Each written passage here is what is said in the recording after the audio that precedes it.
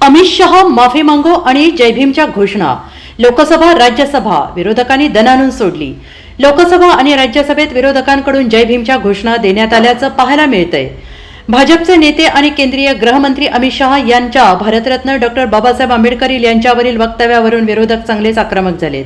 अमित शहा यांनी भारतरत्न डॉक्टर बाबासाहेब आंबेडकर यांच्याबद्दल केलेल्या विधानावरून आज संसदेच्या दोन्ही सभागृहात मोठा गदारोळ झाला. दरम्यान आज लोकसभा आणि राज्यसभा येथील सभागृहात कामकाज सुरू होताच विरोधी खासदारांकडून जय भीमच्या घोषणा देण्यात आल्याचं पाहायला मिळालं.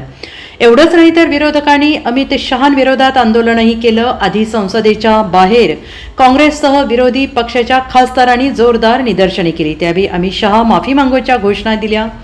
अमित शहा यांनी आंबेडकरांच्या विरोधात केलेल्या वक्तव्याविरोधात काँग्रेसने जोरदार निदर्शने केली आणि यामध्ये प्रियंका गांधी आणि राहुल गांधी सहभागी झाले होते.